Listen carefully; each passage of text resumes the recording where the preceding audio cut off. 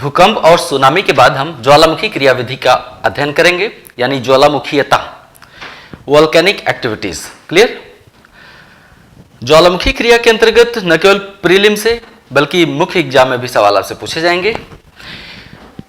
प्रारंभिक परीक्षा और मुख्य परीक्षा में ज्वालामुखी अध्याय से जो भी सवाल पूछे जा सकते हैं उन सभी को मैं एक साथ कवर करने का प्रयास कर रहा हूं। हालांकि ये मैं मानता हूं कि अभी जो भी अध्याय मैं आपके साथ शेयर कर रहा हूं, पढ़ा रहा हूं, वो सभी मुख्य परीक्षा के लिहाज से ज्यादा महत्वपूर्ण है। लेकिन इसका मतलब ये नहीं है कि मैं प्रारंभिक परीक्षा के लिए नहीं पढ़ाऊंगा। पूरा का पूरा भूगोल प्रारंभिक परीक्षा के लिहाज से भी कवर करूंगा। जैसे पहले मैं मुख्य परीक्षा के लिहाज से चीज़ों को थोड़ा सा कॉन्सेप्ट क्लियर कर दूं भौतिक भूगोल में, उसके बाद प्रारंभिक परीक्षा में भी आ जाऊंगा, है ना। जैसे मैंने आपको पर्वत पढ़ाया तो विश्व भर में पर्वतों का जो वितरण और प्रकार, उस पर भी मैंने चर्चा की, तो प्रारंभिक परीक्षा के लिहाज से था। तो आप एक ही साथ प्रारंभिक और मुख्य परीक्षा की तैयारी करते हुए चल रहे हैं, इसलिए प्रारंभिक परीक्षा के लिए आपको अलग से परेशान होने की जरूरत नहीं है। मैंने 2020 में 1 साल का समय मांगा है ताकि 2020 में आप परीक्षा में आत्मविश्वास के साथ बैठ सकें। जो लोग आईएएस के लिए तैयारी कर रहे हैं या स्टेट पीसीएस के लिए तैयारी कर रहे हैं, उन सभी से मैंने कहा है कि मेरी पूरी टीम के साथ आइए, 1 साल का समय आपसे मांग रहा हूं। हमारे ऑनलाइन बैच में जो अध्यापक शुल्क के साथ पढ़ा रहे हैं उनमें लगभग मैं आपको बता दूं कि वो कोई छोटा मोटा बैच नहीं है। 2000 से ज़्यादा परीक्षार्थियों ने उसमें एडमिशन लिया है, और अगर वो मुझे देख पा रहे हैं तो नीचे कमेंट में बताएंगे कि वहाँ पे स्टडी कैसी हो रही है, क्या किसी तरह की अनस्टेबिलिटी है। हाँ, लगभग 1 सप्ताह पूरा होने जा रहा है, उनको 1 सप्ताह का नोट्स भी मिल जाएगा। अभी हमारे पेड बैच में सत्यम त्रिपाठी जी इतिहास पढ़ा रहे हैं, बहुत ही तल्लीनता और इत्मीनान से इतिहास पढ़ाया जा रहा है। भूगोल को मैं सबके लिए लेके चल रहा हूँ। बहुत से लोग बीच बीच में पूछते रहते हैं कि सर क्या फिर से बैच ओपन होगा। हाँ, अगला बैच हमारा 10 सितंबर के बाद ओपन होगा। मैं यूट्यूब पर बताऊंगा सबको एक साथ। जो लोग अभी एडमिशन नहीं ले पाए वो 10 सितंबर के बाद वहाँ पर एडमिशन ले सकेंगे। क्लियर? ये अलग बात है कि अगर अभी आप चाहें तो आ सकते हैं, क्योंकि अगर 4 अगस्त से ही बैच चल रहा है तो आज 9 अगस्त है। 5 या 6 दिन की देरी, कोई बहुत ज़्यादा देरी तो होती नहीं है।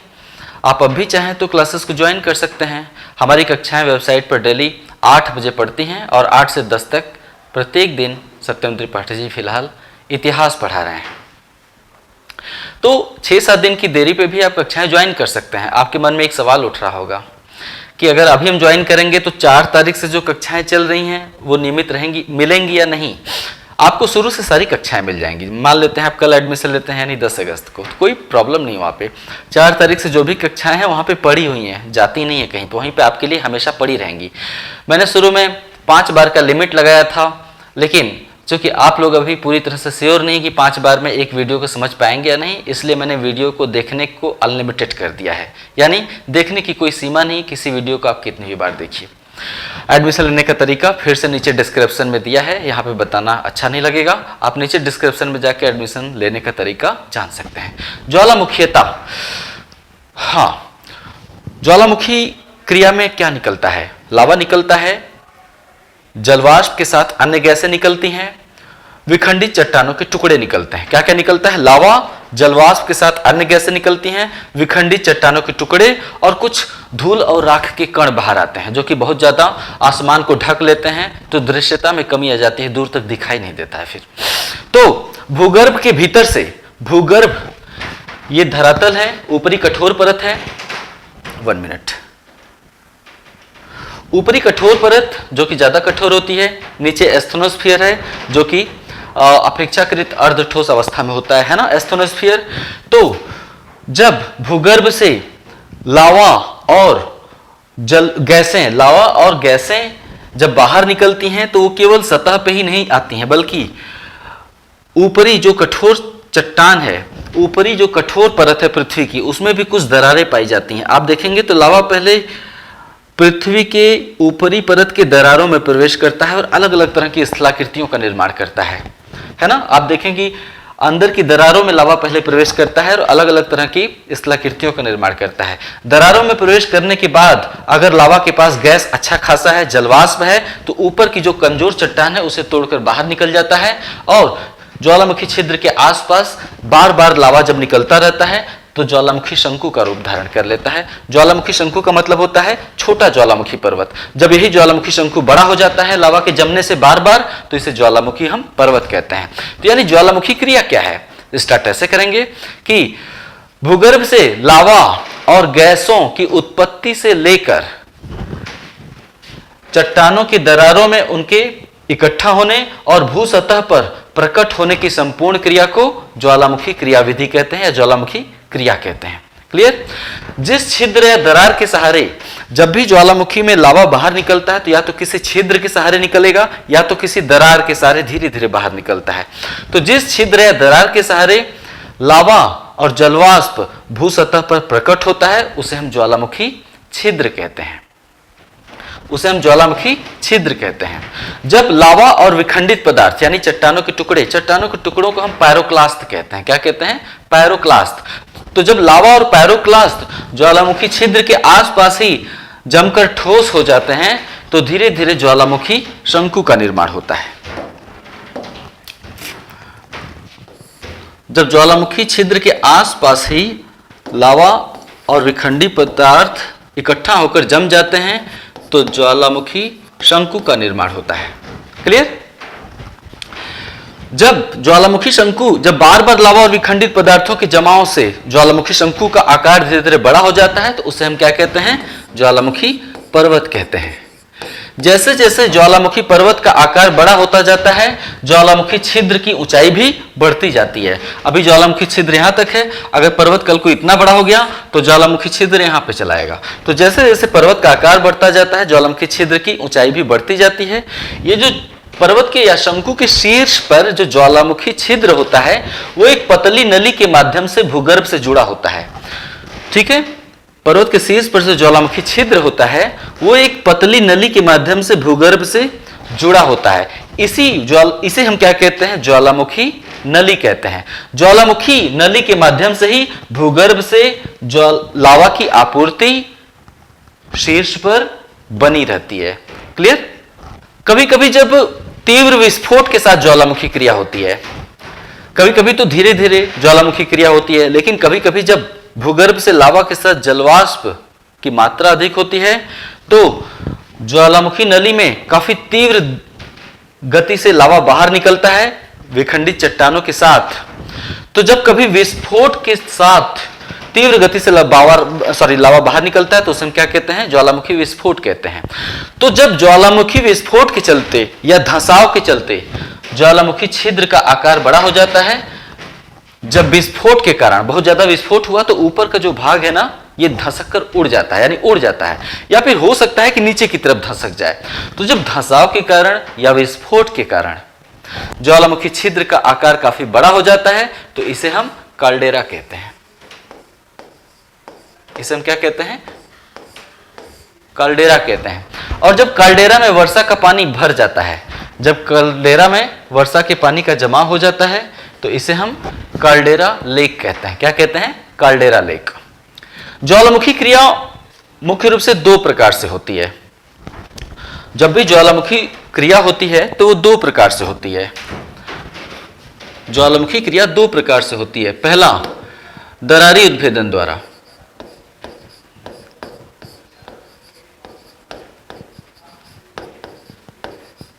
दरारी उद्भेदन द्वारा, और दूसरा केंद्रीय उद्गार द्वारा।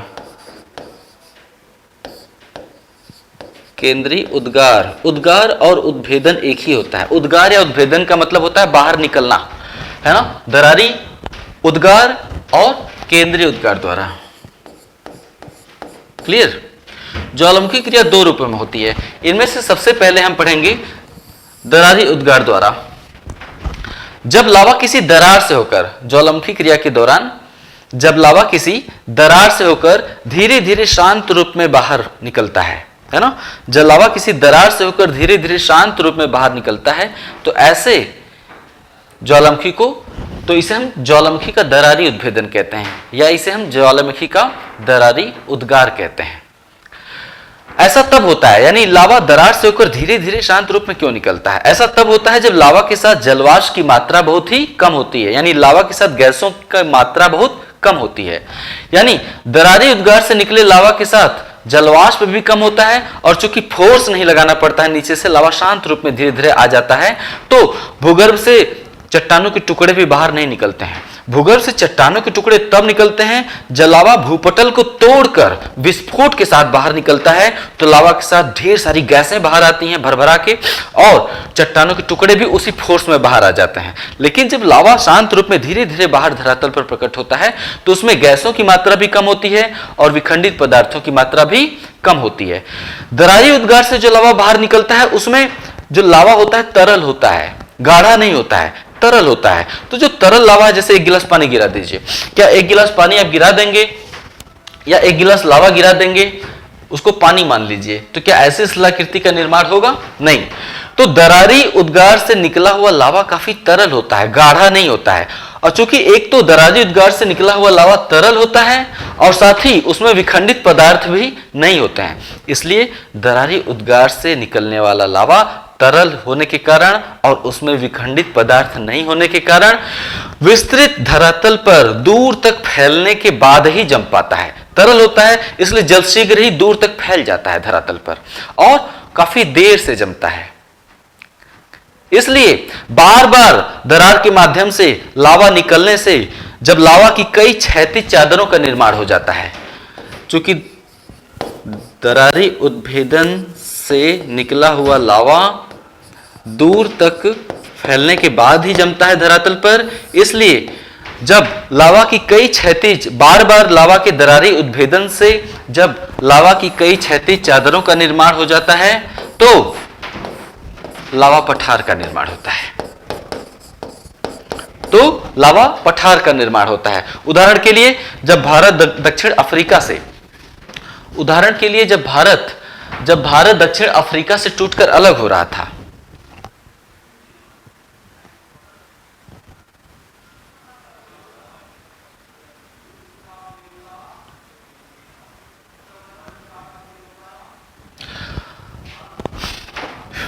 उदाहरण के लिए जब भारत दक्षिण अफ्रीका से अफ्रीका से टूटकर अलग हो रहा था, तो पहले भारत अफ्रीका से सटा हुआ था। जब भारत अफ्रीका से टूटने लगा तो बीच में दरार का निर्माण हुआ। बीच में दरार का निर्माण हुआ तो भूगर्भ से लावा बाहर निकला। यह लावा यहां भी जम गया, यह लावा जो है यहां भी जम गया और यहां भी जम गया। यहां पे हम क्या कहते हैं, मान लेते हैं यहां पे हम कहते हैं सोमालिया का पठार, ठीक है, सोमाली पठार, और यहां पे कहते हैं महाराष्ट्र का दक्कन लावा पठार, है ना। तो जब भारत अफ्रीका के बिल्कुल पास था तो बीच में जब दूर हो रहा था तो बीच में दरार का निर्माण हुआ। कल्पना करिए कि भारत अफ्रीका सटा हुआ, बीच में एक दरार पड़ गई है, तो दरार से जब लावा बाहर निकला तो लावा थोड़ा सा अफ्रीका के ऊपर फैल गया और थोड़ा सा भारत के ऊपर फैल गया। जब भारत दक्षिण पूर्व की ओर प्रवाहित हो गया तो जो लावा पठार निर्मित हुआ था वो भी प्रायद्वीपीय पठार के साथ दूर उत्तर पूर्व की ओर प्रवाहित हो गया। क्लियर। तो यानी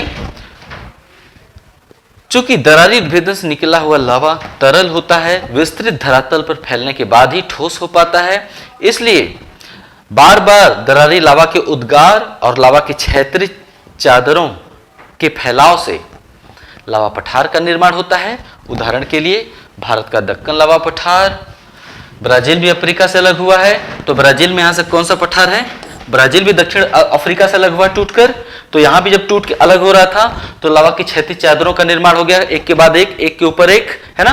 तो ब्राजील पठार, इसे हम क्या कहते हैं, ब्राजील पठार। आप मैप खोलिए, देखिए यहाँ पे ब्राजील पठार है।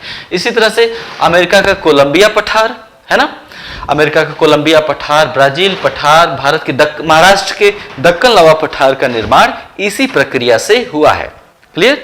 दरारी उद्गार से जो लावा निकलता है उसमें जलवाष्प और विखंडित पदार्थों की मात्रा काफी कम होती है। ठीक है, अब हम देखेंगे केंद्रीय उद्गार द्वारा। जब लावा किसी छिद्र से होकर तीव्र गति से विस्फोट के साथ, जब लावा किसी छिद्र से होकर तीव्र गति से विस्फोट के साथ भू सतह पर प्रकट होता है तो उसे हम केंद्रीय उद्गार कहते हैं, उसे हम ज्वालामुखी का केंद्रीय उद्गार कहते हैं। ऐसा तब होता है जब लावा के साथ जलवाष्प और गैसों की मात्रा काफी अधिक होती है। जब लावा के साथ जलवाष्प और गैसों की मात्रा काफी अधिक होती है तो यह ऊपर स्थित कमजोर भूपटल को तोड़ देता है और तोड़कर विस्फोट के साथ बाहर निकलता है। ये यानी जो विस्फोट होता है वो केंद्रीय उद्गार की प्रमुख पहचान है, क्योंकि लावा के साथ जब जलवाष्प या अन्य गैसों की मात्रा अधिक होती है तो ये ऊपर स्थित कमजोर भूपटल को तोड़कर विस्फोट के साथ बाहर निकलता है। ये केंद्रीय उद्गार की पहचान होती है। क्लियर? केंद्रीय उद्गार में जब लावा बाहर निकलता है तो चूंकि उसमें काफी फोर्स होता है, धक्का काफी ज्यादा होता है उसमें, तभी तो भूपटल को तोड़ पाता है। तो केंद्रीय उद्गार में लावा के साथ विखंडित पदार्थों यानी पायरोक्लास्ट की मात्रा काफी अधिक होती है। केंद्रीय उद्गार में जो लावा बाहर निकलता है वो काफी चिपचिपा होता है, गाढ़ा होता है। केंद्रीय उद्गार में जब लावा बाहर निकलता है तो बहुत ही चिपचिपा और गाढ़ा होता है, साथ ही उसमें गाढ़ा भी है और उसमें पायरोक्लास्ट की मात्रा भी अधिक है, विखंडित पदार्थों की मात्रा अधिक है।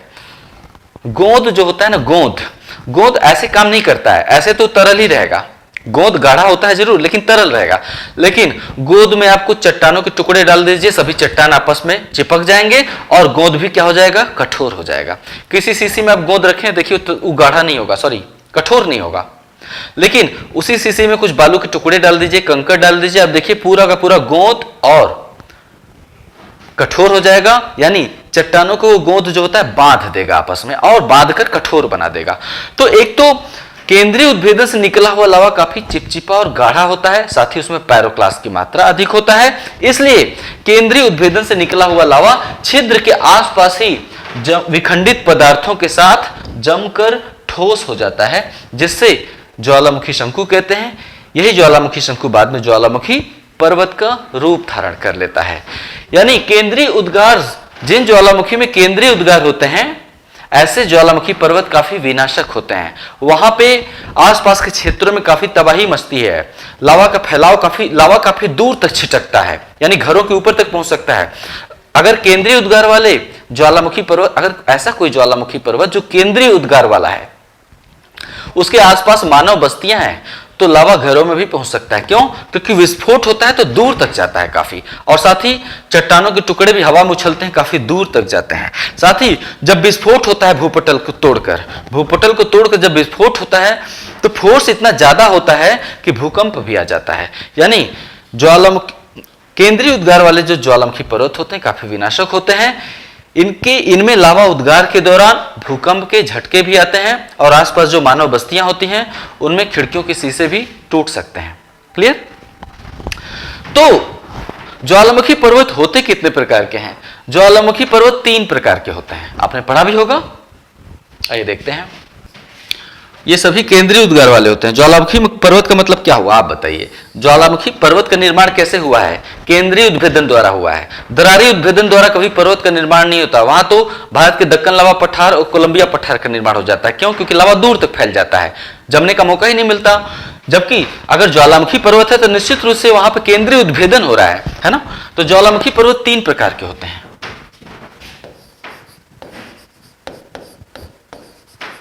तीन प्रकार के। पहला सक्रिय,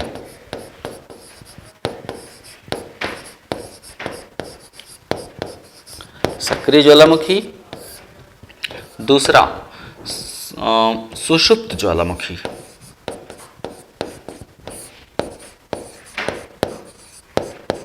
दूसरा है सुषुप्त ज्वालामुखी और तीसरा है शांत या मृत, शांत या मृत ज्वालामुखी। क्लियर? इनमें से सबसे पहले हम सक्रिय का अध्ययन कर लें। सक्रिय क्या है? नाम ही सुन के लग रहा है ऐसा ज्वालामुखी पर्वत जिसमें से हमेशा लावा और विखंडित लावा और जलवाष्प और गैसें निकलती रहती हैं। ऐसा ज्वालामुखी पर्वत जिनमें हमेशा लावा, जलवाष्प, धूल के कण और विखंडित पदार्थ हमेशा बाहर आते रहते हैं, अक्सर यानी प्रायः बाहर आते रहते हैं, उसे हम सक्रिय ज्वालामुखी कहते हैं, है ना। ऐसा ज्वालामुखी पर्वत जिनमें प्रायः लावा, विखंडित पदार्थ, जलवाष्प और धूल के कण बाहर निकलते रहते हैं, है ना, कुछ वर्षों के अंतराल पे, उसे हम सक्रिय ज्वालामुखी कहते हैं। सक्रिय ज्वालामुखी कौन कौन सा है? जैसे इटली,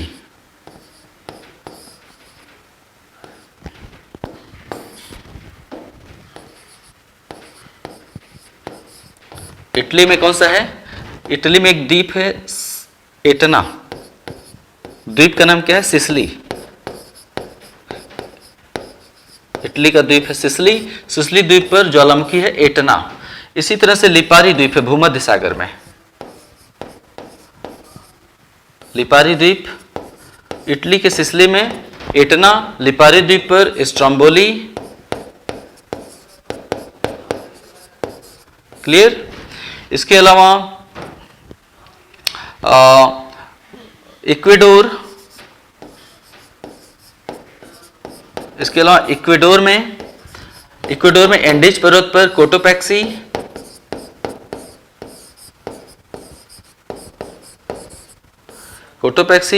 इसके अलावा अंटार्कटिका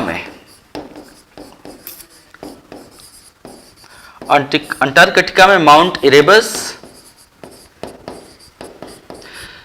भारत का जो अंडमान निकोबार द्वीप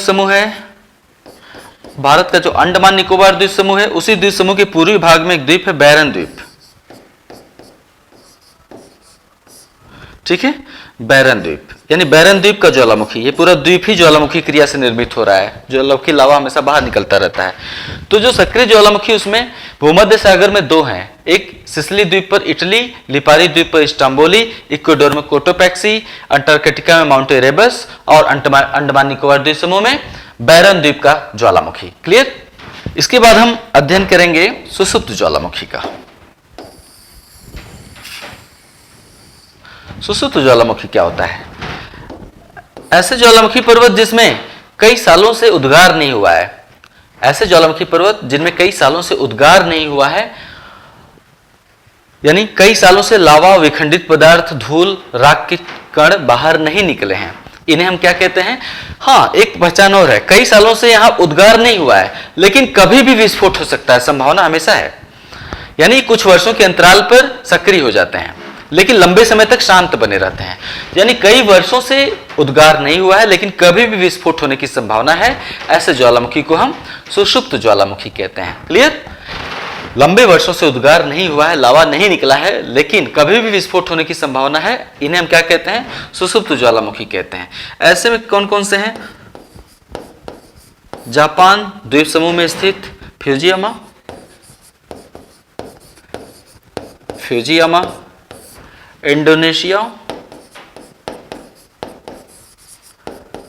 इंडोनेशिया का क्राकाताओ,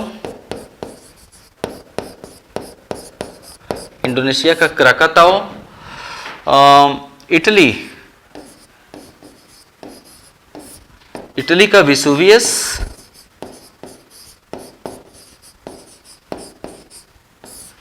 क्लियर? साथ ही भारत में एक अंडमान निकोबार द्वीप समूह, भारत में अंडमान निकोबार द्वीप समूह,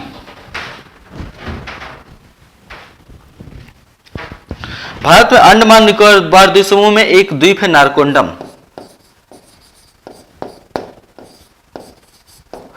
भारत में के अंडमान निकोबार द्वीप समूह में एक द्वीप का नाम है नारकोंडन द्वीप, वो भी एक सुषुप्त ज्वालामुखी है। नारकोंडन द्वीप, यहां भी कई वर्षों से उद्गार नहीं हुआ, लेकिन कभी भी विस्फोट हो सकता है।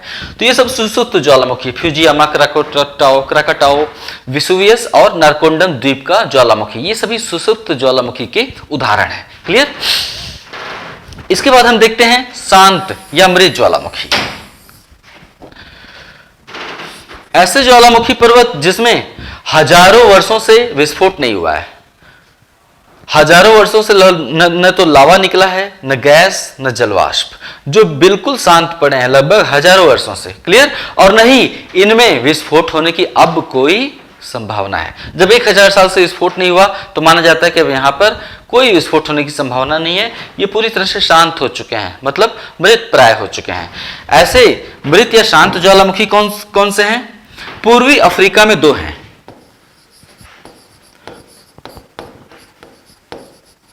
ऐसे मृत या शांत ज्वालामुखी पूर्वी अफ्रीका में विषुवत रेखा के सहारे, इनमें से एक है माउंट केनिया। जो माउंट केनिया पर्वत चोटी है वो एक ज्वालामुखी पर्वत चोटी है ना, माउंट केनिया और mount Kilimanjaro. Mount Kilimanjaro Tanzania में है, क्लियर? माउंट केनिया केनिया देश में है और किलिमंजारो तंजानिया में है। आपको बताना है कि इन दोनों में से कौन सा विषुवत रेखा पर स्थित है, केनिया स्थित है या फिर किलिमंजारो, है ना? ये दोनों विषुवत रेखा पर है, उसके आसपास ही स्थित हैं। इन दोनों में से कौन सा विषुवत रेखा पर स्थित है? पूर्वी अफ्रीका में ये दोनों एक शांत या मृत ज्वालामुखी हैं। इसके अलावा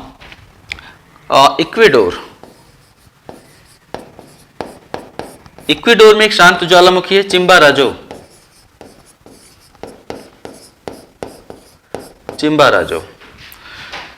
इक्वेडोर के अलावा ईरान में आ जाइए। ईरान में दो शांत ज्वालामुखी हैं, एक देमाबंद और दूसरा कोह सुल्तान।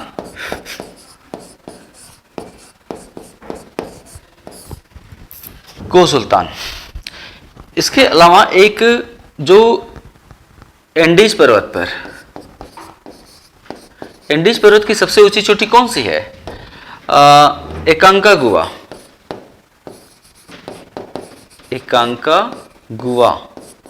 इक्वेडोर की सबसे ऊंची पर्वत चोटी एकांकागुआ भी एक ज्वालामुखी पर्वत चोटी है। तो एकांकागुआ भी एक शांत ज्वालामुखी पर्वत है, यानी ये भी मृत हो चुका है। आपको बताना है कि एंडीज की सबसे ऊंची पर्वत चोटी एकांकागुआ किस देश में अवस्थित है। क्लियर? अब इसके बाद हम लोग पढ़ेंगे ज्वालामुखी उद्गार की परिस्थितियां। ये मुख्य परीक्षा में आपसे पूछा जा सकता है। क्लियर? ज्वालामुखी क्रियाविधि क्या होती है ये आपने पढ़ा, ज्वालामुखीयता क्या होती है, ज्वालामुखी होता क्या है ये आपने पढ़ा, ज्वालामुखी के 3 प्रकार पढ़ा जो कि प्रारंभिक परीक्षा के हिसाब से महत्वपूर्ण है। इसके अलावा आप पढ़ेंगे ज्वालामुखी परिस्थितियां।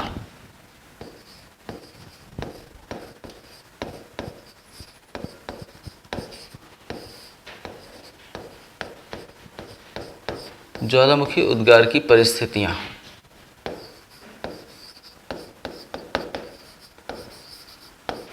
या ज्वालामुखी उद्गार के कारण। क्लियर? ज्वालामुखी उद्गार की परिस्थितियां अथवा ज्वालामुखी उद्गार के कारण। ये परिस्थिति कहां होती है, कारण क्या होता है, या ज्वालामुखी क्रियाविधि की व्याख्या करिए, या ज्वालामुखी क्रियाविधि की व्याख्या।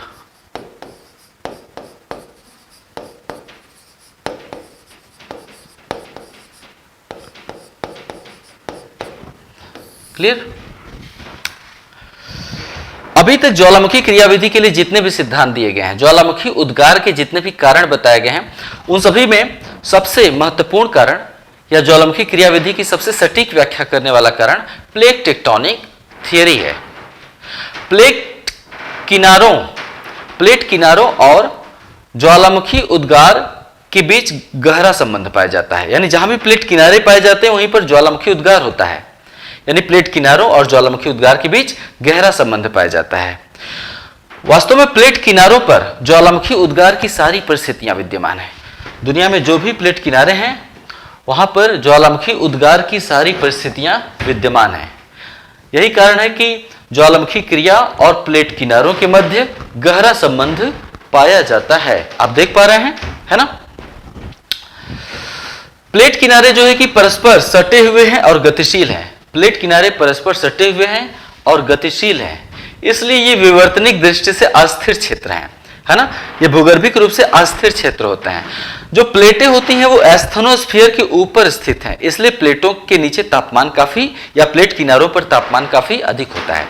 जो प्लेटें होती हैं एस्थेनोस्फीयर के ऊपर स्थित हैं, इसलिए प्लेट किनारों पर तापमान काफी अधिक होता है, जिससे जब प्लेटें दूर हटती हैं तो एस्थेनोस्फीयर से लावा बाहर निकलता है। क्लियर? या प्लेटें जब आपस में टकराती हैं तब भी लावा का निर्माण हो जाता है, क्योंकि एक प्लेट दूसरी प्लेट के नीचे छेपित होकर मेंटल में जाकर बेनियाफ जोन का निर्माण करती है और उससे लावा का निर्माण होता है। चूंकि सभी जो प्लेटें हैं महासागरीय क्षेत्रों के नीचे हैं, जो प्लेट किनारे हैं, अधिकतर प्लेट किनारे या तो महासागरीय क्षेत्रों के नीचे हैं या तटीय क्षेत्रों में हैं। आप अधिकतर प्लेट किनारे देखिए या तो महासागरीय क्षेत्रों के नीचे हैं, मैं प्लेट किनारों की बात कर रहा हूं, अधिकतर प्लेट किनारे महासागरीय क्षेत्रों के नीचे हैं या फिर तटीय क्षेत्रों में हैं, या फिर तटीय क्षेत्रों में पाए जाते हैं, जहां जलवाष्प की आपूर्ति सुनिश्चित होती है, जहां लावा को आसानी से जलवाष्प की आपूर्ति सुनिश्चित हो जाती है। यही कारण है कि विश्व में 95% ज्वालामुखी क्रियाएं, यही कारण है कि विश्व में अधिकतर ज्वालामुखी क्रियाएं या तो महासागरों के मध्य भाग में संपन्न होती हैं। मैंने कहा कि अधिकतर प्लेट किनारे या तो महासागरों के मध्य भाग में स्थित हैं प्लेट किनारे, या फिर तटीय क्षेत्रों में स्थित हैं किनारे। इसीलिए विश्व में अधिकतर ज्वालामुखी क्रियाएं या तो महासागरों के मध्य भाग में संपन्न होती हैं या फिर तटीय क्षेत्रों में संपन्न होती हैं। क्लियर? यही कारण है कि दुनिया की 95% ज्वालामुखी क्रिया की व्याख्या प्लेट किनारों के सहारे आसानी से हो जाती है। दुनिया में ऐसे 95% ज्वालामुखी हैं या ऐसे 95% ज्वालामुखी क्रिया है जिसकी व्याख्या प्लेट किनारों के सहारे हम आसानी से कर लेते हैं। क्लियर? आप लोग प्रत्येक दिन मेरा आज से 9 बजे इंतजार करिए। प्रत्येक दिन 9 बजे इंतजार करिए, और एक छोटी सी रिक्वेस्ट है कि मेरे वीडियोस को लाइक मत करिए, भले न करिए, आपकी मर्जी है करिए। मैं लाइक और सब्सक्राइब करने के लिए कभी आज तक नहीं कहा हूं, तो कहूंगा भी नहीं। एक रिक्वेस्ट इतना करूंगा कि आप लोग मेरे वीडियो को शेयर जरूर कर दिया करिए। अगर इतना कर सकेंगे, जो लोग मेरे वीडियो को देखते हैं, इस पे कोई शुल्क नहीं होता है, इसे अगर आप लोग शेयर करेंगे तो मैं इसे अपने ज्योग्राफी की फीस मानूंगा, क्योंकि बहुत से ऐसे लोग हैं जो ज्योग्राफी में समझ नहीं विकसित कर पाते, या उनके पास सूचना का अभाव है कि ज्योग्राफी कहाँ पढ़ें, किससे पढ़ें। भारत में शहरी क्षेत्रों की संख्या काफ़ी कम है, ज़्यादातर दूर दराज के ग्रामीण क्षेत्र हैं। अगर आप शेयर करेंगे तो ज़रूर आपकी फ्रेंड लिस्ट में, व्हाट्सएप पे फ्रेंड लिस्ट में या फिर फेसबुक पे फ्रेंड लिस्ट में ऐसे लोग पड़े हुए होंगे जिन तक वीडियो यानी सही जगह तक ये वीडियो पहुंच जाएगा। तो बस यही एक रिक्वेस्ट है कि अगर मेरे वीडियोस को आप देखकर शेयर कर सकें, हर रोज प्रत्येक दिन करेंगे। कहना आसान होता है, कर नहीं पाते हैं अधिकतर लोग। अगर आप शेयर करें तो मुझे काफ़ी अच्छा लगेगा, और मुझे पता चल जाएगा। अगर आप लोग शेयर करेंगे तो यूट्यूब पे एक सेक्शन होता है एनालिटिक्स, मैं 24 घंटे बाद या 12 घंटे बाद जब वीडियो अपलोड हो गया है, आप देख चुके हैं, तो जब भी मैं एनालिटिक्स में जाऊंगा तो मैं देख लूँगा कि ये आपने शेयर किया है या नहीं, तो इसलिए कर दीजिएगा। आइए, ज्वालामुखी क्रिया के विश्व वितरण।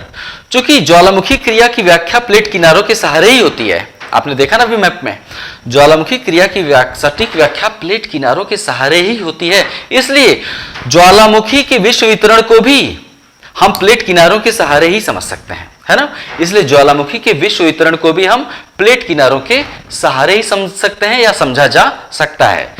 तो मोटे रूप में विश्व में ज्वालामुखी की 3 मेखलाएं पाई जाती हैं। मोटे रूप में विश्व में ज्वालामुखी की 3 मेखलाएं या 3 पेटियां पाई जाती हैं। ये कौन कौन सी मेखला या पेटी है? पहली, परिप्रशांत महासागरी। परि का मतलब होता है प्रशांत महासागर के चारों तरफ, है ना। परिप्रशांत महासागरी।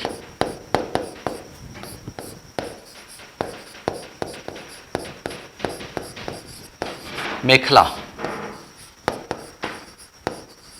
दूसरी है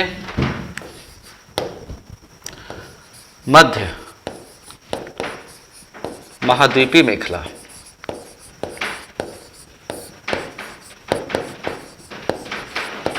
मध्य महाद्वीपीय मेखला। और तीसरी है मध्य अटलांटिक मेखला।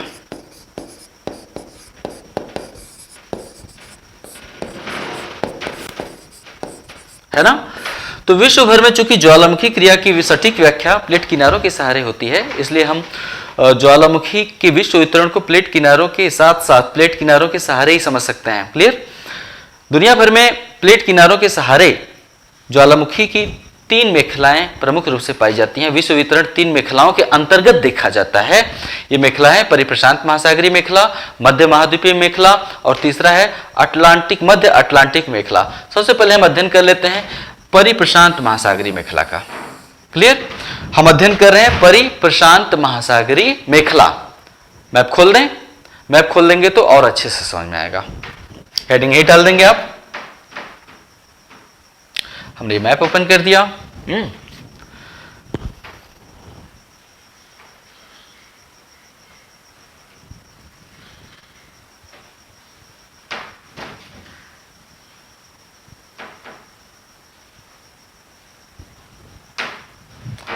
हाँ, पहले तो भैया ये बता दूं कि प्रशांत महासागर का पूर्वी और पश्चिमी तट कौन से है। कमेंट पढ़ करके कुछ लोगों का मेरा सिर चकरा जाता है। लोग कहते हैं इधर है तो पूर्वी होगा, इधर है तो पश्चिमी होगा। ऐसा नहीं, सापेक्षिक रूप से होता है। सापेक्षिक रूप से होता है कि कौन सा पूरब में है, कौन सा पश्चिम में है। जैसे उदाहरण के लिए देख लीजिए, ये पूरब है, इधर क्या होता है मैप में पूरब, और इधर क्या होता है पश्चिम, यही ना। इधर पूरब होता है और इधर पश्चिम होता है। इधर तो पूरब है ना, क्लियर। अफ्रीका को देखिए, ये तट कौन सा तट है, पश्चिमी तट। ये वाला तट कौन सा है अफ्रीका का, पश्चिमी तट। लेकिन पश्चिम तो इधर है। आप कहेंगे इधर पश्चिम कैसे आ गया, सापेक्षिक है। ये अफ्रीका के ये पूर्वी होगा और ये पश्चिमी होगा। अफ्रीका के ये पूर्वी और ये पश्चिमी। ये नहीं कि आप पूरे मैप को देखिए, इधर पूरब और इधर पश्चिम। तो आप कहेंगे सर इधर पूरब है, इधर पश्चिम है, तो इधर पश्चिम कैसे आ गया। नो डाउट इधर पश्चिम है, लेकिन ये भी पश्चिमी तट है। इसके सापेक्ष आप देख रहे हैं, ये पूरब है और ये पश्चिम है। तो प्रशांत महासागर में कौन सा पूर्वी तट है, कौन सा पश्चिमी तट, ये सोचने से पहले कल्पना करिए कि पृथ्वी क्या है, गोल है। पृथ्वी गोल है तो प्रशांत महासागर का ये दोनों सिरा दिखाई दे रहा है, इनको गोल करके आपस में ऐसे जोड़ दीजिए। जब आप जोड़ देंगे तो पाएंगे कि ये पूरब है और ये पश्चिम है। एक ग्लोब को देखिए ना, नहीं समझ में आया, ग्लोब को देखिए ध्यान से, समझ जाएंगे। अभी भी नहीं समझ में आया तो आइए दूसरे तरीके से समझा दूं। ये प्रशांत महासागर है, इधर क्या है ईस्ट, और इधर क्या है वेस्ट। ये वेस्ट, ईस्ट वेस्ट। प्रशांत महासागर का पूर्वी तट कौन सा हुआ, ये पूर्वी तट किस महाद्वीप के साथ है, दक्षिण अमेरिका महाद्वीप, उत्तरी अमेरिका महाद्वीप। क्लियर ना। पूर्वी तट, प्रशांत महासागर का पूर्वी तट कौन से दो महाद्वीप दिखाई दे रहे हैं, यहां पर अमेरिका महाद्वीप दिखाई दे रहा है। अमेरिका में दो महाद्वीप है, उत्तरी अमेरिका महाद्वीप, पश्चिमी यानी ईस्ट अमेरिका महाद्वीप। और पश्चिमी प्रशांत महासागर आपको ऑस्ट्रेलिया और एशिया दिखाई दे रहा है, यही ना। तो वही तो मैं भी कह रहा हूं, मैं भी यही कह रहा हूं कि इसमें क्या दिक्कत है। अमेरिका महाद्वीप के साथ कौन सा तट हुआ, प्रशांत महासागर का पूर्वी तट। अब कुछ बुद्धि खुल गई, जिन लोगों की नहीं खुल रही थी। अधिकतर लोग तो मुझसे पढ़े हैं तो जानते हैं, कुछ लोग नए जुड़ते हैं, वो बिल्कुल ऐसे से सवाल करते हैं कि फिर लगता है फिर से कक्षा 6 से शुरू करना पड़ेगा। तो ये पूर्वी तट और ये है एशिया के पास क्या है, प्रशांत महासागर का पश्चिमी तट। ये क्लियर हो गया, पूर्वी तट पश्चिमी तट। ऐसा क्यों, क्योंकि पृथ्वी गोल है। क्लियर। चलिए अब आगे देखते हैं परिप्रशांत महासागरीय मेखला। तो परिप्रशांत महासागरीय मेखला को समझने के लिए हम मैप ही खोल लेते हैं, मैप से ज्यादा अच्छे समझ में आएगा। हाँ, ज्वालामुखी का मेरा चेहरा थोड़ा डल हो गया होगा क्योंकि पीछे लाइट ज्यादा है ना। कैमरा इस पे काम करता है कि लाइट आपके चेहरे पे ज्यादा है, ये फोकस कहाँ कर रहा है। कैमरा इस समय मेरे चेहरे पे नहीं फोकस कर पा रहा है, बल्कि पीछे यहाँ पर फोकस कर रहा है। तो कैमरा जहाँ लाइट ज्यादा होती है वहां फोकस करता है। तो इस समय मेरे चेहरे पर इसका फोकस कम हो गया है, इसे आप समझ जाएंगे। ठीक है, तो ये है प्रशांत महासागर। क्लियर। परिप्रशांत महासागरीय जो मेखला उसका अध्ययन करते हैं। प्रशांत महासागर में जो ज्वालामुखी क्रिया है वो विनाशी प्लेट किनारे के सहारे पाई जाती है। प्रशांत महासागर में जो भी ज्वालामुखी पाया जाता है वो विनाशी प्लेट किनारे के सहारे पाया जाता है। ऐसा क्यों? क्योंकि प्रशांत महासागर में दोनों किनारों पर, पश्चिमी किनारे पर भी और पूर्वी किनारों पर भी प्लेटों के मध्य टकराव हो रहा है, अभिसरण की क्रिया हो रही है। पूर्वी प्रशांत महासागर में पैसिफिक प्लेट अमेरिकन प्लेटों से अभिसरित हो रही है, यानी टकरा रही है। पश्चिमी प्रशांत महासागर में पैसिफिक प्लेट यूरेशियन प्लेट से टकरा रही है, यानी यूरेशियन प्लेट के नीचे अभिसरित हो रही है। चूंकि प्रशांत महासागर के दोनों किनारों पर छेपड़ क्रिया हो रही है, इसलिए प्लेट का विनाश हो रहा है। यानी पश्चिमी प्रशांत महासागर में पाए जाने वाले ज्वालामुखी विनाशी प्लेट किनारे के सहारे पाए जाते हैं। तो इसलिए ज्वालामुखी क्रिया की दृष्टि से प्रशांत महासागर दुनिया में सबसे महत्वपूर्ण स्थिति में है। ज्वालामुखी क्रिया की दृष्टि से प्रशांत महासागर दुनिया में सबसे महत्वपूर्ण स्थिति में है। क्यों? क्योंकि इसके दोनों किनारों पर छेपड़ क्रिया हो रही है, यानी प्लेट का विनाश हो रहा है। दोनों किनारों पर पैसिफिक प्लेट नीचे मेंटल में प्रवेश कर रही है और लावा का निर्माण हो रहा है, क्योंकि दोनों किनारों पर क्षेपण क्रिया हो रही है। यही कारण है कि दुनिया में 2/3 ज्वालामुखी क्रिया, विश्व में 2/3, विश्व की कुल ज्वालामुखी क्रिया का 2/3 ज्वालामुखी प्रशांत महासागर के दोनों तटों के साथ साथ पाए जाते हैं। पश्चिमी प्रशांत महासागर में ज्वालामुखी क्रिया जापान, फिलीपींस जैसे द्वीपीय चापों के सहारे संपन्न हो रही है। फिर से सुन लीजिए, पश्चिमी प्रशांत महासागर में ज्वालामुखी क्रिया जापान और फिलीपींस और क्यूराइल, जापान, फिलीपींस, पापुआ गिनी जैसे द्वीपों के सहारे संपन्न हो रही है। वहीं पूर्वी प्रशांत महासागर में ज्वालामुखी क्रिया तट के साथ फैले पर्वतों, वलित पर्वतों के सहारे संपन्न हो रही है। रिपीट कर रहा हूं, पश्चिमी प्रशांत महासागर में ज्वालामुखी क्रिया द्वीपीय चापों के सहारे संपन्न हो रही है, यानी सागर के भीतर संपन्न हो रही है द्वीपीय चापों पर, जबकि पूर्वी प्रशांत महासागर में ज्वालामुखी क्रिया तट पर स्थित वलित पर्वतों के साथ साथ संपन्न हो रही है। क्लियर? पश्चिमी प्रशांत महासागर में जितने भी द्वीपीय चाप हैं, चाहे जापान या फिलीपींस, ये सभी एक तरह से ज्वालामुखी द्वीप हैं। सभी द्वीपों पर कुछ न कुछ ज्वालामुखी क्रिया होती रहती है। उदाहरण के लिए जापान में फ्यूजियामा, इसी तरह से फिलीपींस में माउंट ताल, माउंट रेयान, माउंट ताल और माउंट पिनाटिबो, है ना। पूर्वी प्रशांत महासागर में तट के साथ साथ वलित पर्वतों पर जो ज्वालामुखी क्रिया संपन्न हो रही है, उसमें जैसे रॉकी पर्वत पर माउंट शास्ता, रेनियर, हुड, उसी तरह से एंडीज पर्वत पर कोटोपैक्सी, चिम्बाराजो, ये सब यहाँ के प्रमुख ज्वालामुखी पर्वत हैं। तो जो ज्वालामुखी की जो प्रशांत महासागरी मेखला है, ज्वालामुखी की प्रशांत महासागरी मेखला शुरू कहां से होती है? ज्वालामुखी की प्रशांत महासागरी मेखला अंटार्कटिका,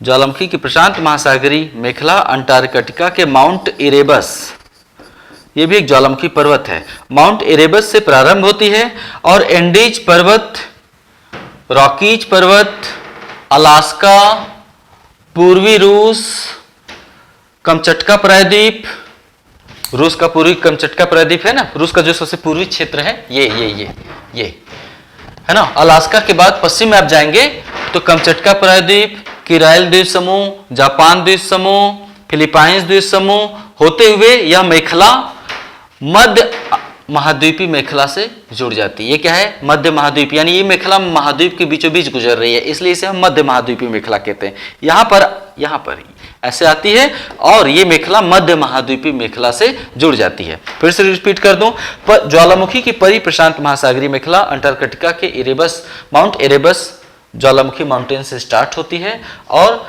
एंडीज पर्वत, रॉकीज पर्वत, अलास्का क्षेत्र, रूस के कमचटका प्रायद्वीप, क्यूराइल द्वीप समूह, जापान द्वीप समूह, फिलीपींस द्वीप समूह होते हुए ऑस्ट्रेलिया के पूर्वी तट के पास मध्य महाद्वीपीय मेखला से जुड़ जाती है। परिप्रशांत महासागरी ज्वालामुखी मेखला में कौन कौन से प्रमुख ज्वालामुखी हैं? अंटार्कटिका का माउंट इरेबस, इक्वेडोर का Cotopaxi,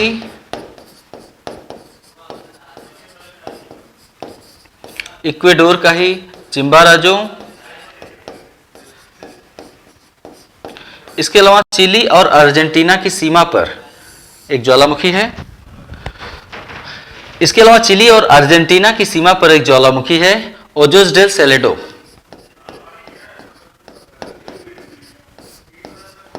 Ojos del Salado, clear? Andes पर्वत पर ही अर्जेंटीना और चिली की सीमा पर ओजोस डेल सेलेडो। इसके अलावा एंडीज पर्वत की सबसे ऊंची चोटी कौन सी है? एकांकागुआ, एकांकागुआ। परिप्रशांत महासागरीय मेखला में स्थित प्रमुख ज्वालामुखी पर्वत Mount Erebus, Ojos del Salado, Aconcagua, Cotopaxi, Chimborazo, Mount Shasta Rockies पर्वत पर, माउंट शास्ता रॉकीज पर्वत पर, माउंट रेनियर और Mount Hood. Mount Shasta, Mount रेरियर, माउंट हुड। अलास्का क्षेत्र में एक प्रमुख ज्वालामुखी क्षेत्र है, वो पूरा क्षेत्र ही, वहां कोई एक ज्वालामुखी पर्वत नहीं है, पूरा का पूरा बड़ा क्षेत्र ही ज्वालामुखी उद्गार होता रहता है, तो उसको हम कहते हैं कटमई क्षेत्र। अलास्का का यहाँ पे गैसें ज्यादा निकलती हैं। अलास्का का जो कटमई ज्वालामुखी क्षेत्र है, यहाँ पर जलवाष्प और गैसें ज्यादा निकलती हैं, लावा कम निकलता है। क्लियर? तो इसे हजारों धुआरों की घाटी भी कहते हैं, अलास्का में है, अलास्का का कटमई क्षेत्र। इसके बाद परिप्रशांत महासागरीय मेखला के अन्य ज्वालामुखी हैं, जापान का फ्यूजियामा,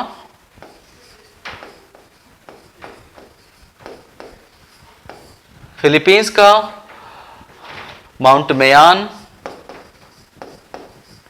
माउंट ताल और माउंट पिनाटिबो। फ्यूजियामा, फिलीपींस का माउंट ताल, माउंट मेयान और माउंट पिनाटिबो, ये होगी परिप्रशांत महासागरीय मेखला के प्रमुख ज्वालामुखी। मैंने बताया कि प्लेट किनारों के सहारे ही ज्वालामुखी क्रियाविधि की अच्छी व्याख्या होती है और प्लेट किनारों के सहारे ही ज्यादातर ज्वालामुखी पर्वत या ज्वालामुखी द्वीप स्थित है। पश्चिमी प्रशांत महासागर में ये ज्वालामुखी पर्वत द्वीपों के सहारे पाए जाते हैं, वहीं पूर्वी प्रशांत महासागर में ज्वालामुखी पर्वत तट के साथ साथ वलित पर्वतों, एंडीज और रॉकीज जैसे वलित पर्वतों के साथ साथ पाए जाते हैं ज्वालामुखी पर्वत। क्लियर?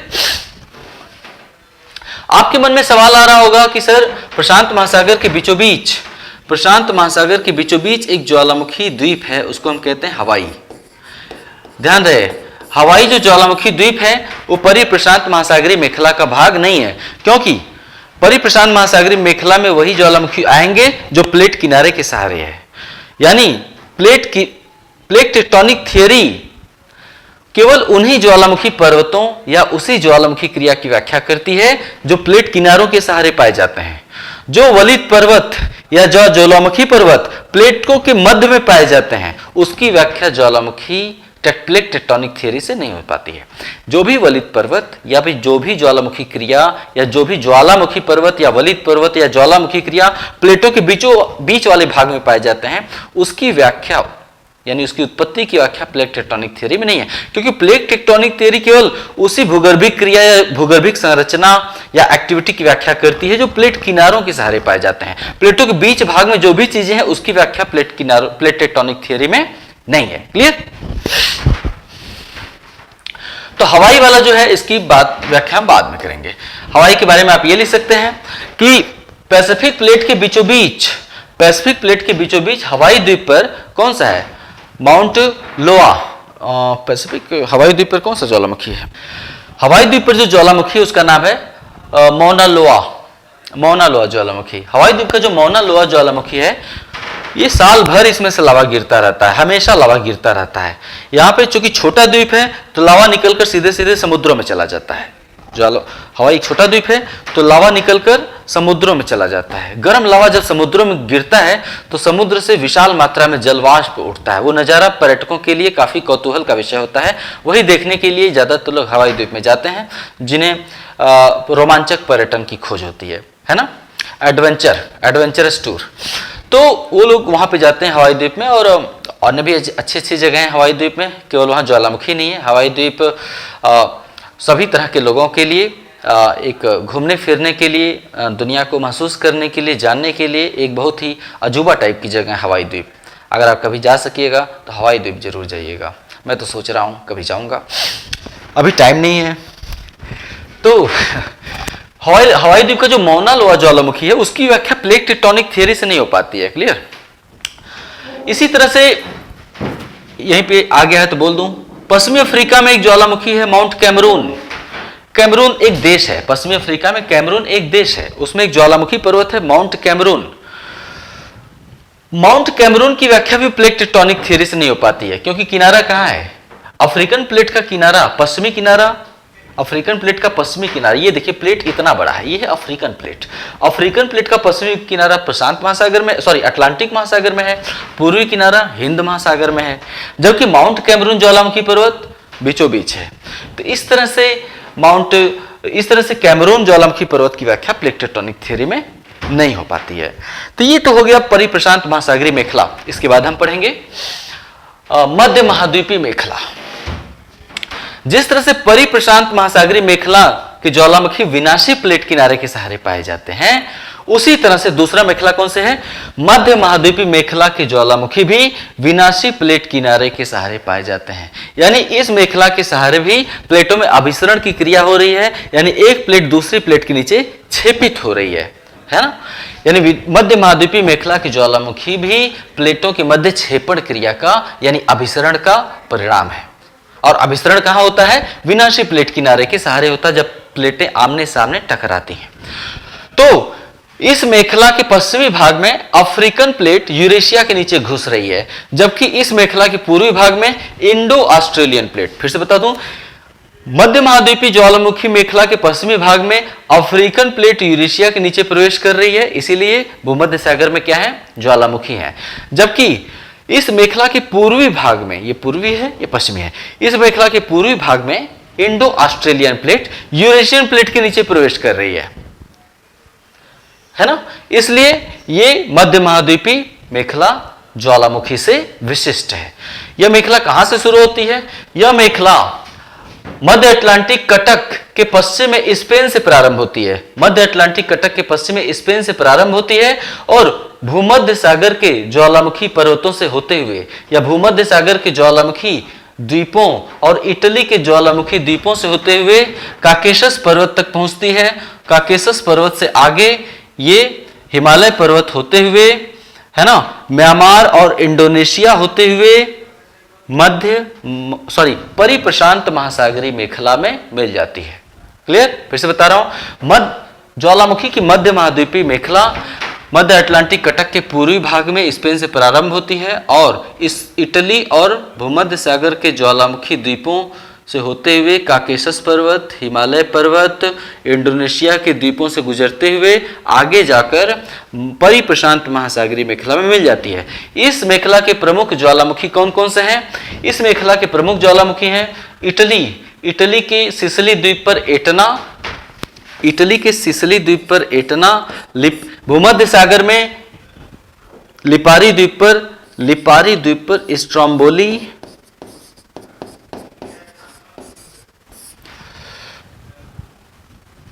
इसके अलावा भारत में बैरन द्वीप, है ना, बैरन द्वीप और नारकोंडम में जो भारत के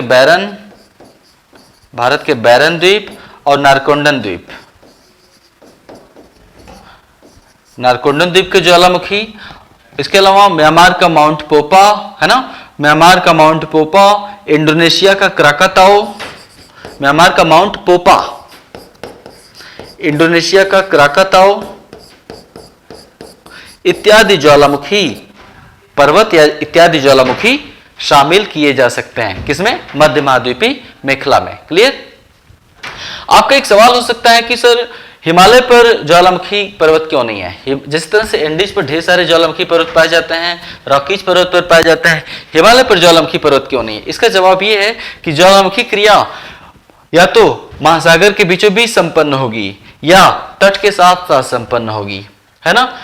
भूमध्य सागर में भी ज्वालामुखी क्रिया क्यों हो रही है? क्योंकि यहाँ पे पानी है। अब देखिए भूमध्य सागर क्या है, यहाँ पे प्लेट किनारा कहाँ है? यूरेशियन प्लेट का किनारा, अफ्रीकन प्लेट का किनारा। ये यूरेशियन प्लेट, अफ्रीकन प्लेट, यहाँ पे दोनों किनारे मिल रहे हैं। यूरेशियन प्लेट का किनारा, अफ्रीकन प्लेट का किनारा, ये दोनों प्लेट किनारे सागरीय क्षेत्र के नीचे हैं। इसी तरह से यहाँ भी देखिए प्लेट किनारे महासागरीय क्षेत्रों के नीचे हैं। ये भी जो प्लेट किनारे है, पैसिफिक प्लेट का पश्चिमी किनारा, यूरेशियन प्लेट का पूर्वी किनारा, ये पूरा प्लेट किनारा भी सागरीय क्षेत्र के नीचे है। जब प्लेट किनारे सागरीय क्षेत्र के नीचे होते हैं तो जलवाष्प की आपूर्ति सुनिश्चित होती है, लावा को धक्का निकालने के लिए गैस मिलता है और कमजोर भूपटल को तोड़कर बाहर आ जाता है। हिमालय देखिए महाद्वीपीय क्षेत्र में है ना, काकेशस पर्वत, हिमालय, यहाँ भी ज्वालामुखी क्रिया हुई है। यहाँ भी हिमालय पर भी ज्वालामुखी क्रिया हुई है। ये देखिए ऐसे हुई है।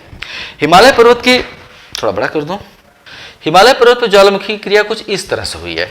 जैसे भूगर्भ से लावा निकला, ये लावा क्या है, हिमालय की जो चट्टानें हैं उन्हीं दरारों में फंस कर रह गया है। क्यों? ये हिमालय के भूपटल को तोड़ क्यों नहीं पाया? हिमालय पर ज्वालामुखी क्रिया भूसतह के ऊपर क्यों नहीं हुई? हिमालय के ऊपर ज्वालामुखी क्रिया क्यों नहीं है? क्योंकि यहां पर समुद्र नहीं था। हिमालय समुद्री क्षेत्र में नहीं है, हिमालय महाद्वीपीय क्षेत्र में है। चूंकि हिमालय के आसपास कोई समुद्र नहीं है, इसलिए लावा को जलवाष्प नहीं मिल पाया। जलवाष्प में बड़ी ताकत होती है, रेल भी दौड़ा देती है। थोड़ा सा जलवाष्प रेल दौड़ा देगी, है ना, बहुत ताकत होती है। तो यहाँ पे जलवाष्प नहीं था, इसलिए लावा के पास फोर्स नहीं था ताकि इस भूपटल को धड़ाक से तोड़ दे, नहीं तोड़ पाया। तो अंदर जो दरारें थी हिमालय की, उसी में फंसा रह गया। तो हिमालय के नीचे अगर आप खुदाई करेंगे, हिमालय के चट्टानों को खोदते हुए नीचे की तरफ जाएंगे, तो नीचे हिमालय में जो लावा है इस तरह से फंसा हुआ है। ओह, हिमालय में जो लावा है ना, कलर चेंज कर दें तब दिखाई देगा। हिमालय क्षेत्र में जो लावा है इस तरह से फंसा हुआ है। किस तरह से? इस तरह से, ऐसे फंसा हुआ है। ठीक है, इसको थोड़ा रेड कलर से दिखा दें। हिमालय क्षेत्र में आप जाएंगे तो लावा यहां पे फंसा हुआ है, यहीं पे ऐसे फंसा हुआ है, ऐसे निकला है, यहीं पे फंसा हुआ है, गोल गोल है एकदम। इसकी ढाल बहुत तीव्र है, पश्चिमी पूर्वी ढाल, यानी जो चट्टानें बनी है लावा के, हिमालय के अंदर के भागों में जो लावा जमने से जो चट्टानें बनी हैं वो काफी, उनका ढाल तीव्र है, खड़ी ढाल एकदम। तो हिमालय को अगर खुदाई करके नीचे की तरफ जाएंगे चट्टानों की हिमालय के, तो बैथोलिथ के चट्टानें मिलती हैं। कैसी? बैथोलिथ। इन्हें हम प्लूटोन कहते हैं। ये बैथोलिथ चट्टानें हैं, इन्हें हम प्लूटोन भी कहते हैं। तो हिमालय क्षेत्र में भी लावा, भूगर्भ से लावा बाहर निकला। हमने बताया कि इंडियन प्लेट यूरेशियन प्लेट के नीचे चली गई। तो इंडियन प्लेट जब यूरेशियन प्लेट को उठाकर उसके नीचे गई तो इंडियन प्लेट में भी थोड़ा बहुत लावा बना होगा। ऐसा नहीं कि बेनियाफ जोन का निर्माण नहीं हुआ, हिमालय क्षेत्र में भी बेनियाफ जोन का निर्माण हुआ। यह अलग बात है कि प्लेट मेंटल में नहीं गई, बल्कि इंडियन प्लेट यूरेशियन प्लेट को उठाकर उसके समानांतर घुस गई, जिससे दो महाद्वीपीय प्लेटों की तह बन गई। लेकिन भले ही मेंटल में नहीं गया, लेकिन नीचे तापमान तो अधिक है ही, लावा का निर्माण हुआ, बेनियाफ जोन का निर्माण हुआ, लेकिन यहां पे जलवाष्प नहीं था, इसलिए यह लावा हिमालय क्षेत्र के भूपटल को तोड़कर बाहर नहीं निकल पाया और हिमालय के नीचे ही फंसा रह गया, जिसे हम बैथोलिथ की चट्टानें कहते हैं, इसे प्लूटोन कहते हैं। यही कारण है कि हिमालय का जो लावा है नीचे ही फंसा रह गया, तो ऊपर ज्वालामुखी क्रिया नहीं हुई। यही है कि हिमालय पर ज्वालामुखी नहीं पाया जाता, एक भी ज्वालामुखी हिमालय पर नहीं है।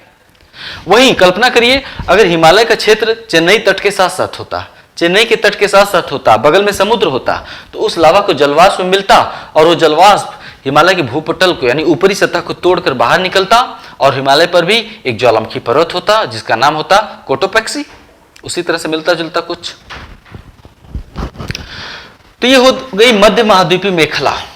अब हम पढ़ेंगे तीसरा, हमने क्या लिखा था?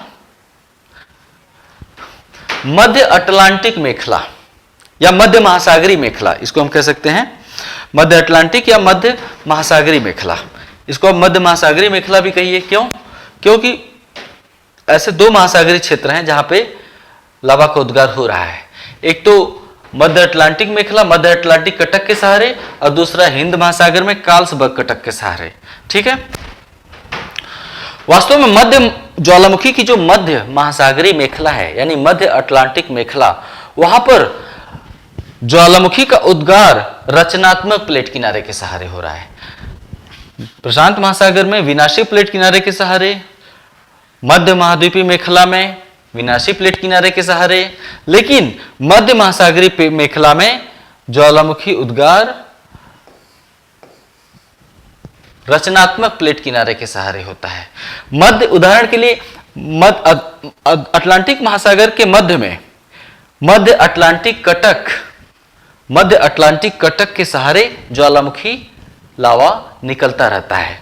जब अपसरण की प्रक्रिया में रचनात्मक प्लेट किनारे के सहारे प्लेटों के मध्य अपसरण होता है यानी प्लेटें एक दूसरे से दूर जाती हैं। जब रचनात्मक प्लेट किनारे के सहारे अपसरण की प्रक्रिया में प्लेटें एक दूसरे से दूर हटती हैं तो दरार का निर्माण होता है, जिससे एस्थेनोस्फीयर के ऊपर दबाव कम हो जाता है और लावा, तरल लावा शांत रूप में बाहर निकलता है।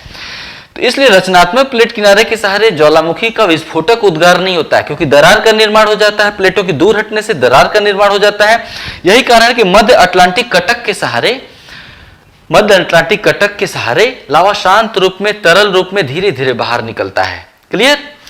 जब यह लावा जमकर ठोस हो जाता है, यह लावा बाद में जमकर ठोस हो जाता है यानी दरार को भर देता है।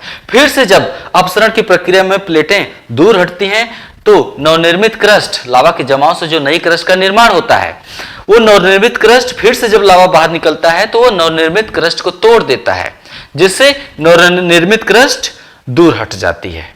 फिर से जब लावा बाहर निकलता है तो फिर से नई क्रस्ट का निर्माण होता है। फिर जब लावा निकलता है तो नवनिर्मित क्रस्ट को तोड़ देता है, फिर से प्लेट दूर हटती है, फिर से लावा बाहर निकलता है। यानी ये एक प्रक्रिया मैं बता रहा हूं। इस प्रक्रिया से लगातार नई क्रस्ट का निर्माण होता रहता है सागर तली पर, और ये पूरी प्रक्रिया मध्य अटलांटिक कटक के सहारे संपन्न हो रही है। स्वयं मध्य अटलांटिक कटक का निर्माण भी लावा के निक्षेपण और जमाव से हुआ है। मध्य अटलांटिक कटक का निर्माण भी लावा के जमाव से हुआ है। तो आप बताइए, ज्यादा नई चट्टान कटक के पास रहेगी या कटक से दूर रहेगी?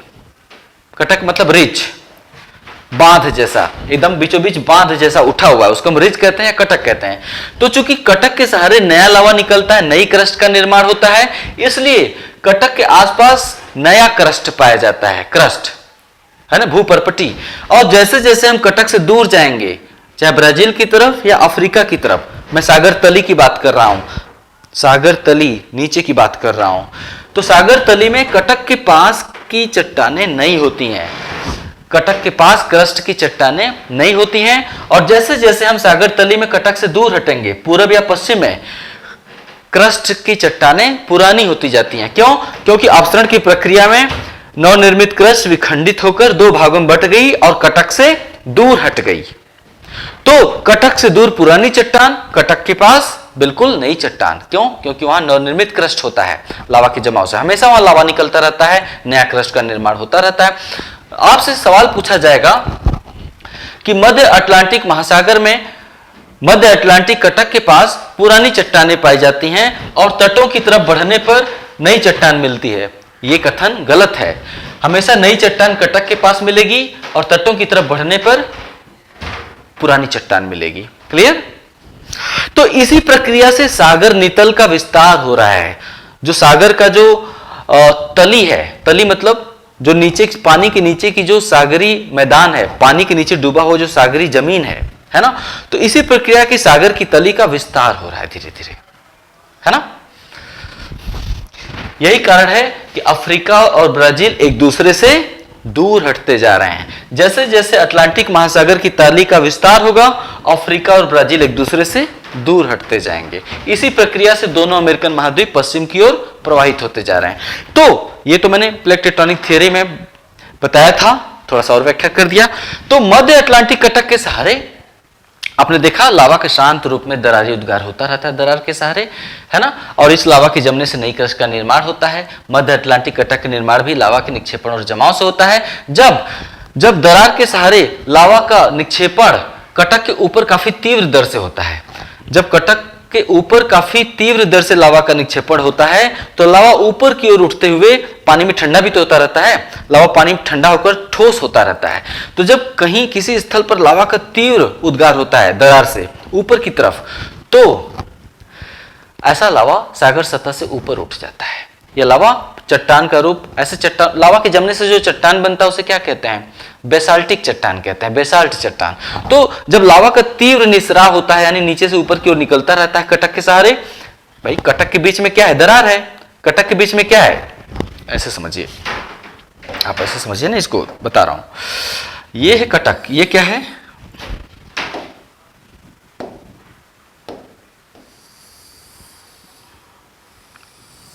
ये बीच का दरार है, ये सागर तली है, ये सागर तली यानी पानी में डूबा हुआ हिस्सा है। ये क्या है?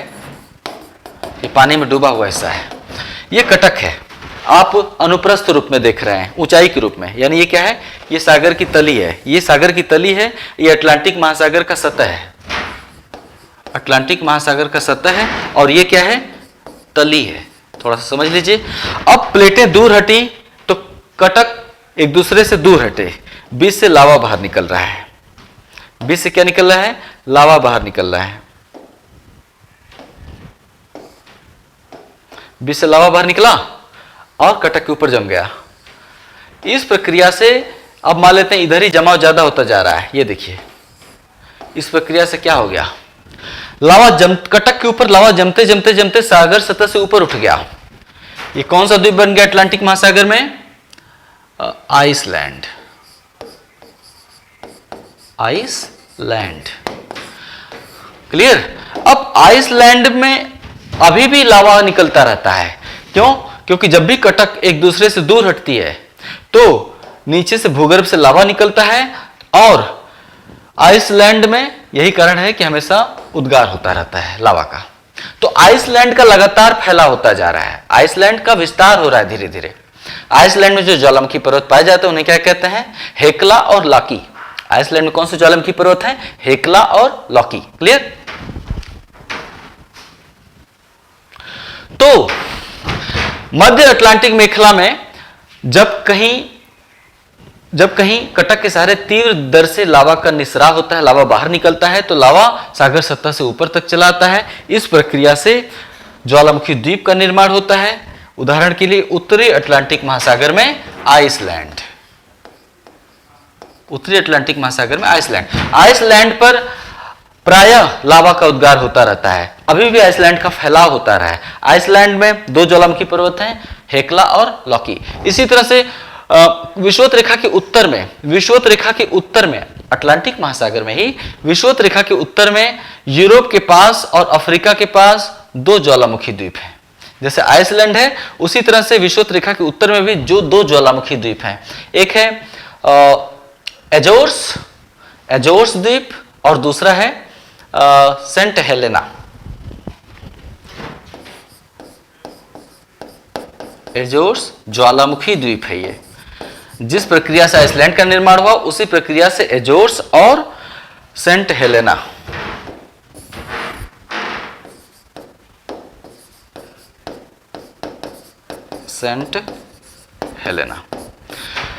है ना। एजोर्स और सेंट हेलेना ज्वालामुखी द्वीपों का निर्माण भी उसी प्रक्रिया से हुआ जैसे आइसलैंड का निर्माण हुआ। क्लियर? ये तो हो गया ज्वालामुखी होता क्या है, लावा बाहर निकलता कैसे है। ज्वालामुखी उद्गार दो प्रकार से होता है, दरारी उद्गार, केंद्रीय उद्गार। आपने दोनों के बारे में पढ़ा। ज्वालामुखी तीन प्रकार के होते हैं, शांत, सक्रिय और सुसुप्त। तीनों के बारे में आपने पढ़ा। इसके अलावा ज्वालामुखी का विश्व वितरण देखा कि किस तरह से प्लेट किनारों के सहारे दुनिया भर के ज्वालामुखी फैले हुए हैं और किस तरह से ज्वालामुखी प्लेट टेक्टोनिक थ्योरी इन ज्वालामुखियों के विश्व वितरण को समझाने में सफल रही है। क्लियर?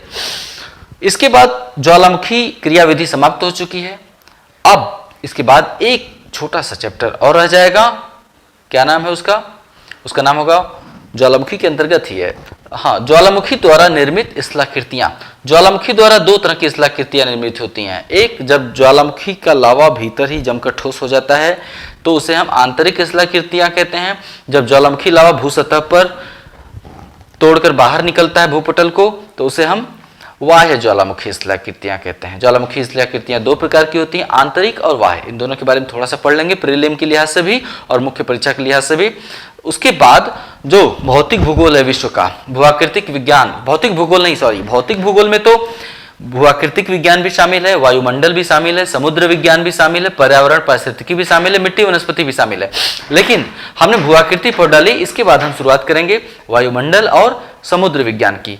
जब हम वायुमंडल और समुद्र विज्ञान पढ़ लेंगे तो वायुमंडल और समुद्र विज्ञान को प्रारंभिक और मुख्य दोनों परीक्षा के हिसाब से साथ साथ कवर करूंगा।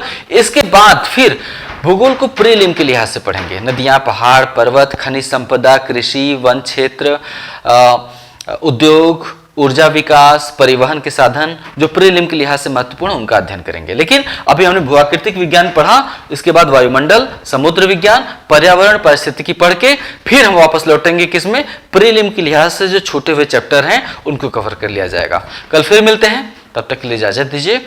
नमस्कार।